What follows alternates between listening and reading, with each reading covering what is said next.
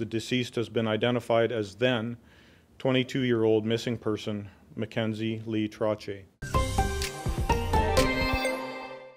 4 ans après, l'enquête sur la disparition de Mackenzie Lee Trottier prend un tournant. Après 93 jours de fouilles au dépotoir de la ville de Saskatoon, ses restes humains ont été identifiés.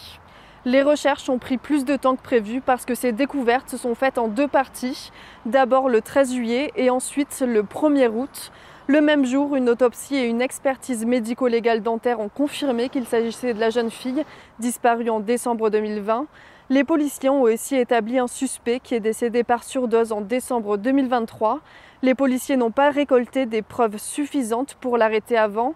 C'est une recherche dans son téléphone qui a en partie mené les enquêteurs à cette fouille, commencée en mai dernier. Son identité n'a pas été dévoilée, mais lui et Mackenzie se connaissaient.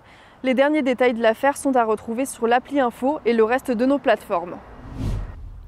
C'est la fin des téléphones cellulaires en classe. À partir de septembre prochain, les élèves de la maternelle jusqu'en 12e année ne pourront plus sortir leur téléphone en classe, et ce, dans toute la province, dans toutes les écoles.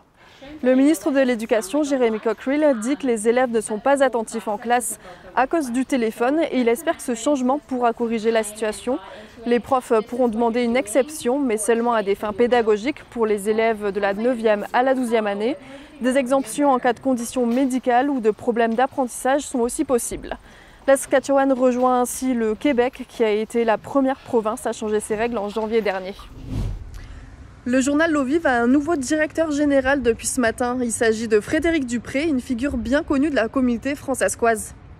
Il a collaboré déjà plusieurs fois avec le journal en tant que journaliste, rédacteur en chef et aussi directeur général en intérim.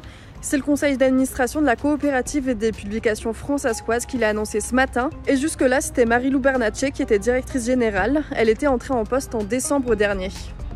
Alors pour retrouver ces 3 nouvelles du jour, on se retrouve sur l'application Info. Salut et bonne journée.